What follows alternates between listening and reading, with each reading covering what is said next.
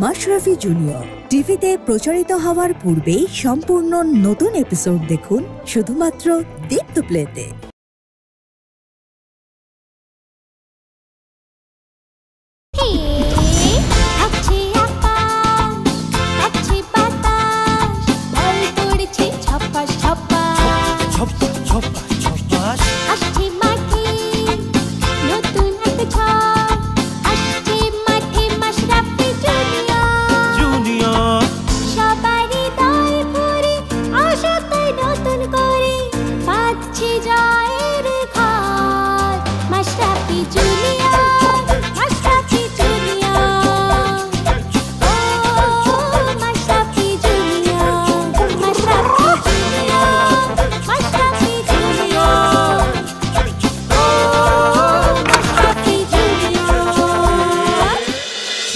জিনিসটা খুব স্বার্থপর।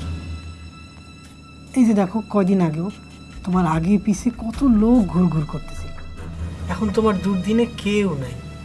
মানুষ সামনে সামনে তোমার সম্মান দিব, সালাম করব, কিন্তু ভিতরে ভিতরে তারা ঠিক অপছন্দ করবে। চেয়ারম্যান স্যারের কিডন্যাপার আর আয়নের কিডন্যাপাররা একেবারেই আলাদা।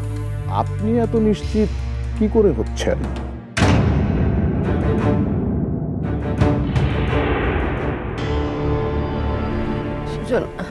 আমাকে একটু ধরো, উঠাবো প্লিজ।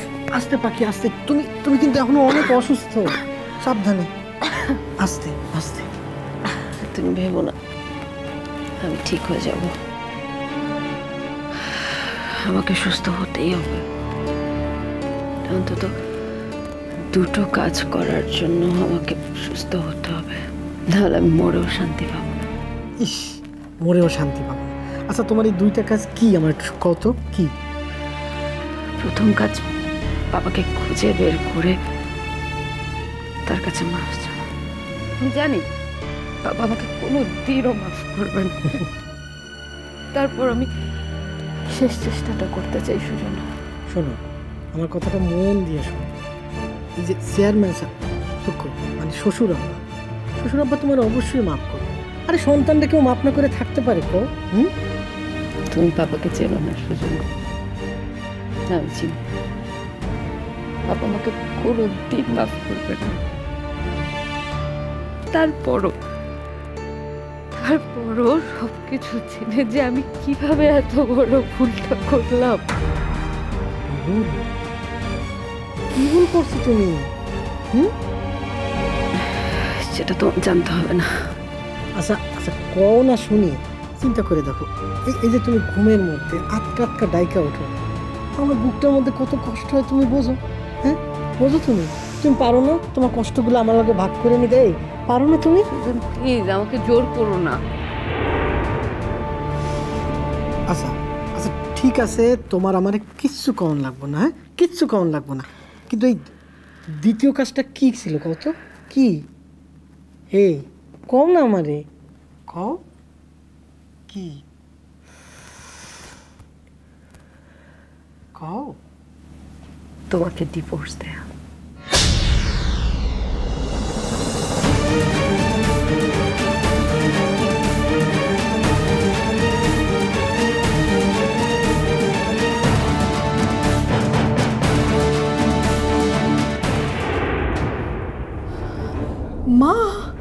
মা এসবে কখন কিভাবে জড়ালেন? কি অদ্ভুত কথা। অদ্ভুত না, সেদিন আপনাকে বলেছিলাম না, এক ভদ্রমহিলা আমাদের কন্ট্রোল রুমে ফোন করে এই কিডন্যাপের ব্যাপারে তথ্য জানিয়েছিল। তিনি কেউ না, আপনার শাশুড়ি। কিন্তু স্যার, মায়ের উপর আবার সন্দেহটা আসতে গেল কেন? সেদিন তো হ্যাঁ, সেদিন তো ছেড়ে দিয়েছিলাম, কারণ কোনো মামলা হয়নি, কিন্তু ওনার কার্যকলাপে সন্দেহভাজন হিসেবে ওনাকে থানাতে নিয়ে যেতেই হচ্ছে। আচ্ছা, আপনার মায়ের রুমটা কোন দিকে? জি, ওই যে ওটা। এই যাও, দিলার খানকে নিয়ে এসো। এসব কি হচ্ছে অফিসার সাদিক? আমি তো কিছুই বুঝতে পারছি না। একদিকে আয়ান, একদিকে আমার মা। অফিসার, আচ্ছা কেন আপনারা মাকে এভাবে থানায় নিয়ে যাচ্ছেন? মানে আপনাদের কাছে কি কোনো প্রমাণ আছে? মানে ওই মা এই কিডন্যাপের সাথে জড়িত? প্রমাণ নেই, তবে সূত্র আছে। সেই সূত্রই প্রমাণ পর্যন্ত নিয়ে যাবে। এখন পর্যন্ত আপনার মাই আমাদের কাছে একমাত্র সূত্র। আমার ধারণা উনি সত্যটা জানেন, উনি মুখ খুললে আসামি ধরতে বেশি দিন লাগবে বলে মনে হয় না। সর্বনাশ, মাকে রিমান্ডে নিয়ে চাপ দিলে তো মা আমার নামটাই বলে দেবে। আচ্ছা আচ্ছা অফিসার, মামলাটা কে করেছে? আপনাদের হেড অফিসের মিজান সাহেব। হ্যাঁ, মিজান সাহেব। মিজান সাহেব তো আমাকে ফোন দিয়েছিলেন। সাদিক, সাদিক মা কি আসলেই ফোন করেছিলেন? সাদিক তুমি সবকিছু জেনেও আমাকে? না না না, আসলে হয়েছে কি, অফিসার আমাকে থানা থেকে ফোন করে সব জানিয়েছেন, আর মা কি বলেছে না বলেছে এসবের কিছু আমি জানি না। সেটা আমরা জানি, আমাদের কাছে সব রেকর্ড আছে। আর ছাড়েন না, ধরতে হবে না, আমি তো এমনিতেই যাচ্ছি। ওনাকে ছেড়ে দাও। মা তুমি কোনো ধরনের চিন্তা। সাদিক, তুই আমাকে নিয়ে কোনো চিন্তা করিস না বাবা। তুই যেভাবেই পারিস আমার আয়ানকে দ্রুত খুঁজে বের কর। আমার নাতির গায়ে যেন কোনো আঁচ না লাগে, ও যেন সুস্থ সবল থাকে। মা, মা আপনি পরিচয় লুকিয়ে পুলিশকে ফোন দিয়েছিলেন? হ্যাঁ দিয়েছিলাম তো। আমি তো আগে টের পেয়েছি যে এরকম কিছু একটা ঘটতে যাচ্ছে। কি করে টের পেলেন? তোমরা তো কেউই জানো না, আমি না অনেক দিন ধরে জ্যোতিষ চর্চা করছি। সেখানে আমি গ্রহ নক্ষত্র এসব মিলিয়ে দেখলাম অনেক বড় একজন শিল্পপতি কিডন্যাপড হতে যাচ্ছেন। কি এসব কি কইতাছেন দাদিজান আপনি? আমরা এতদিন ধরে এখানে থাকি, কই আমরা তো এরকম কিছু করতে আপনারা দেখি নাই। ওনার কথা বিশ্বাস করবেন না মিসেস রুনা, উনি যে মিথ্যে কথা বলছেন সেটা আমি বুঝে গেছি। এর আগের বার যখন জিজ্ঞাসাবাদ করি তখন তিনি বোবা হওয়ার ভান করেছিলেন, আর এখন জ্যোতিষ সাজার চেষ্টা করছেন। অফিসার, আপনি কিন্তু এভাবে বলতে পারেন না। আমি যে ভুল বলছি না, ভান করছি না, আমি কিন্তু এক্ষুনি প্রমাণ দিতে পারি। আপনার হাতটা দেন না, আমি আমি আমি দেখে বলে দিচ্ছি। মা, মা আপনি যদি ভবিষ্যতে বলতে পারেন তাহলে আপনার নাতির যে এত বড় ক্ষতি হতে যাচ্ছে সেটা কেন বললেন না? কেন বললেন না বলেন? রুনা রুনা প্লিজ শান্ত হও, শান্ত হও রুনা। রুনা, রুনা হয়েছে কি, আমি তো আয়ানের হাতটা এখনো দেখিনি। হ্যাঁ, অনেক হাত দেখা হয়েছে। এবার চলেন মুন্নি, ওনাকে নিয়ে চলো। সাদিক, সাদিক বাবা তুই কিছু একটা কর। আমি আমি আমি ওই থানা হাজতে থাকতে পারবো না, আমার খুব কষ্ট হবে। আমি তো সারা জীবন পুলিশকে অনেক ভয় পেয়েছি, আর এখন দেখ না আমার চারপাশে পুলিশ গিজগিজ করছে। কিছু একটা করিস বাবা। আমি কিছু করতে পারবো না। রাগ করে থাকিস না বাবা, তুই তো জানিস আমার বয়স হয়েছে। হ্যাঁ মা, বয়স হয়েছে বলেই একটা কাজ করবার আগে তোমার 7 বার ভাবা উচিত। নিজের বিপদ তুমি নিজেই ডেকে এনেছো, এখন তোমাকে ছাড়ানোর ব্যবস্থা তোমার নিজেরই করতে হবে। রুনা তুমি দেখো না একটু জামিন নিয়ে আমাকে অন্তত। চলেন চলেন। সাদিক, ও সাদিক যাচ্ছে তো। সাদিক কি হচ্ছে সব? একটার পর একটা ঝামেলা, একটার পর একটা ঝামেলা, আমি আর নিতে পারছি না। হ্যাঁ রুনা, আমিও বুঝতে পারছি না আসলে ব্যাপারটা কি ঘটছে, পেছন থেকে কে সব কলকাঠি নাড়ছে।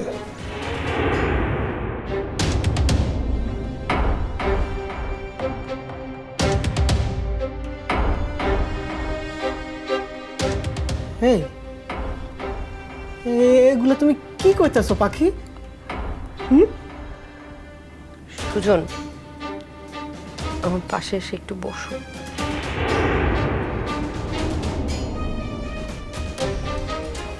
আচ্ছা আচ্ছা, শোনো শোনো, আমি আমি বুঝতে পারছি তুমি তুমি আমার লাগে মজা করতেছো, তাই না? মজা করতেছো না? কও মজা। আমি তোমার সাথে মজা করছি না, আই এম সিরিয়াস।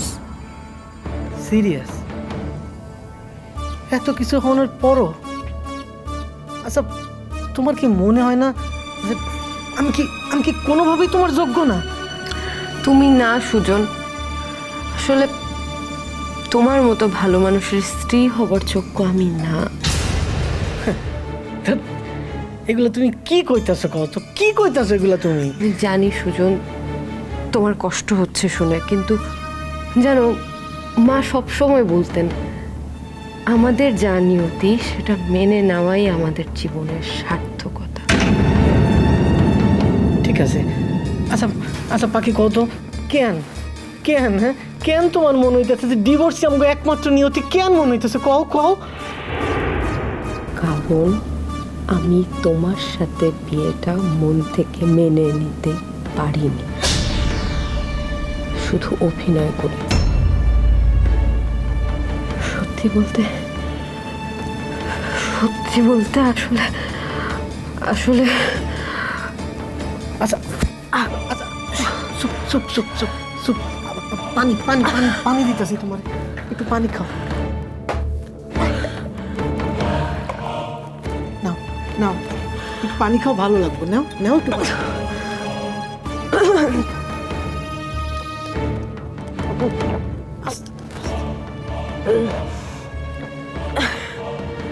সত্যি কথা বলতে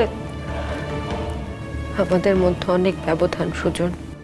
বুঝছি, তুমি এখনো সেই ধনী আর গরিবের ব্যবধানের মধ্যে রয়ে গেছো, তাই না? ব্যাপারটা ধনী গরিবের না সুজন, তুমি অনেক সহজ সরল আর আমি অনেক কুটিল। মানুষের কষ্ট দেখলে তোমার কষ্ট হয় আর আমার আনন্দ হয়। তুমি মানুষকে ভালোবাসতে পারো, আমি পারি না। নরেন, আমি তোমার কথা দিলাম, আমি তোমার স্বভাবটা বদলাই দিমই দিমু। এভাবে হয় না সুজন, আমার জন্মই হয়েছে মানুষকে কষ্ট দেবার জন্য। অন্যের সাফল্যে আমার ঘৃণা হয়, আমার হিংসা হয়। ঠিক আছে, আমার কথা শোনো, আমার দিকে তাকাও। আমি জানি তুমি মানসিকভাবে কিছুটা অসুস্থ আছো, আমি বুঝি, কিন্তু আমি কি করবো? তুমি আমার কও, আমি কি করবো? আমি তো তোমার ভালোবাসা বলাইছি। কিন্তু আমি তোমাকে ভালোবাসি না সুজন, তোমার কোনো কিছুই আমার সহ্য হয় না। তবু আমার মনের বিরুদ্ধে গিয়েও যদি তুমি আমার সাথে থাকতে চাও, তাহলে পুরোটা জীবনই আমাদের অভিনয় করে যেতে হবে।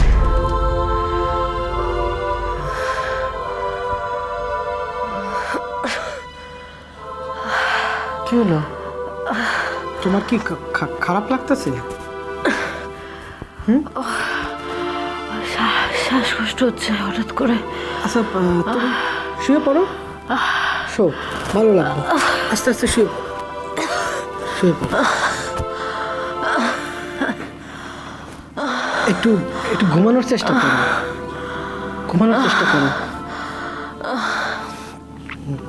ঘুমাও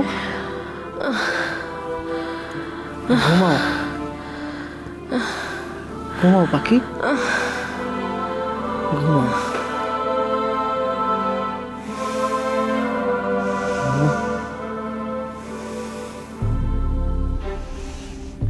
ঘুমাও পাখি, ঘুমাও।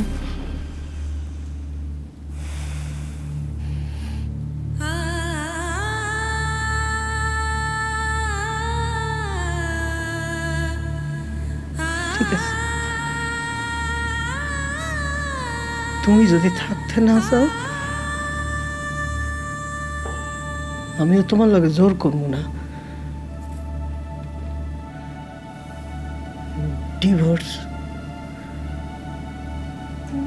ডিভোর্সই হোক আমাগো একমাত্র নিয়তি, বিচ্ছেদই হোক আমাগো এক হনের পরিণতি। ডিভোর্সই হোক।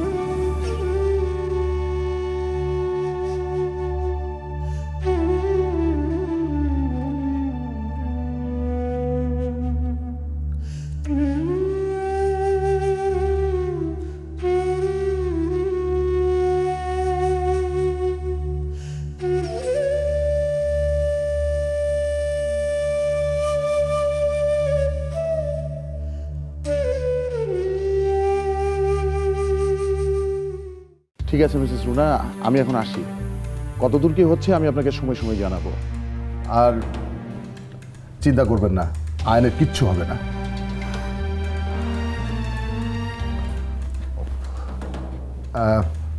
আচ্ছা মিসেস রুনা, চেয়ারম্যান সাহেবের পরিবারে তার মেয়ে ছাড়া আর কে আছে?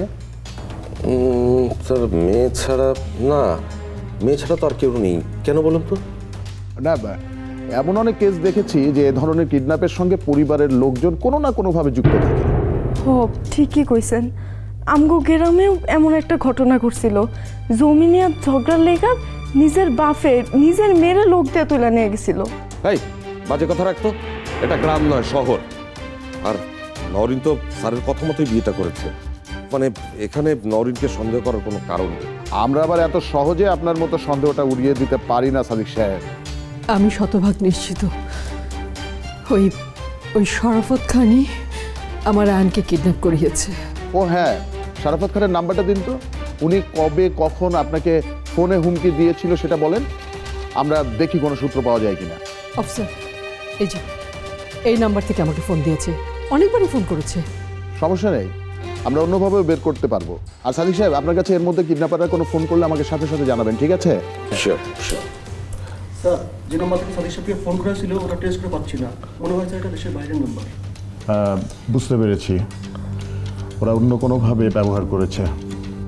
আচ্ছা ঠিক আছে, অসুবিধা নেই, তুমি এই নাম্বারটা আমাদের আইটি এক্সপার্টদের কাছে দিয়ে দাও, ঠিক আছে? লোকেশনটা আমার জানা খুব জরুরি। হ্যাঁ, আর মিসেস রুনা, আমার ধারণা কিডন্যাপাররা শরাফত খানের লোক না। যদি তাই হতো তাহলে ভয় দেখানোর জন্য সরাসরি আপনাকে ফোন দিত, সাদিক সাহেবকে না। সেটা অবশ্য ঠিকই বলেছেন অফিসার। শরাফত খানের তো টাকার দরকার নেই, সে তো শুধু চায় আমার আমার সংবাদ সম্মেলনটা বন্ধ করতে। তারপরেও বিষয়টা আমরা দেখব। তবে একটা কথা, তারা আপনাদেরকে যতই ভয় দেখাক, আপনাদের ভয় পেলে চলবে না। কিন্তু অফিসার, কিডন্যাপাররা যদি সকালে আমাদের কাছে 50 লক্ষ টাকা চেয়ে বসে, তাহলে তাহলে আমরা কি করব? আমাদের কাছে তো আর কোনো টাকা নেই। ওই ব্যাংকে রাখা 50 লক্ষ টাকা পরে আমাদের শেষ সম্বল। না, আগেই টাকা তোলার দরকার নেই। কিডন্যাপাররা যদি ফোন করে আমাকে সাথে সাথে জানাবেন, আর আমি যেভাবে বলবো ঠিক সেভাবে করবেন, ঠিক আছে? আসছি তাহলে। হ্যাঁ, থ্যাংক ইউ।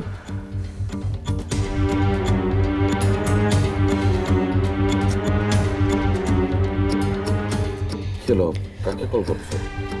শরাফত খানকে। দুঃখিত, এই মুহূর্তে মোবাইল সংযোগ দেওয়া সম্ভব হচ্ছে না। শরাফত খানের মোবাইল তো বন্ধ পাচ্ছি। আমি আমি শরাফত খানের বাসায় যাব। খালাম্মা, খালাম্মা আপনি কি করতেছেন? আশ্চর্য রুনা, তুমি কি পাগল হয়ে গেছো? শরাফত খানের মতো লোকের সঙ্গে গন্ডগোল করার সময় এটা না।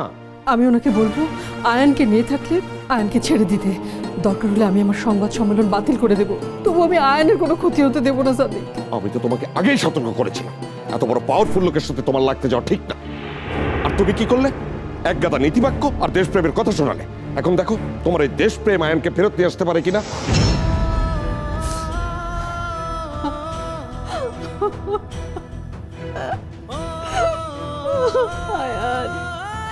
আয়ান বাবা, আমাকে তুমি মাফ করে দিও বাবা। আমি তোমাকে দেখে রাখতে পারিনি, আমার জন্য তোমার আজকে এত কষ্ট হচ্ছে বাবা। খালাম্মা আপনি কাঁদেন না, কার পাপের বোঝা টানতেছে সেটা আমরা জানি না। খালাম্মা আপনি একটু সত্য হন, পুলিশ আসা তো কইলো না আইনের কিচ্ছু হইব না, আপনি একটু সত্য হন খালাম্মা। মানে রুনা কি উপরে যেত? যা উপরে যা, জানা নিয়ে যা, যাও না।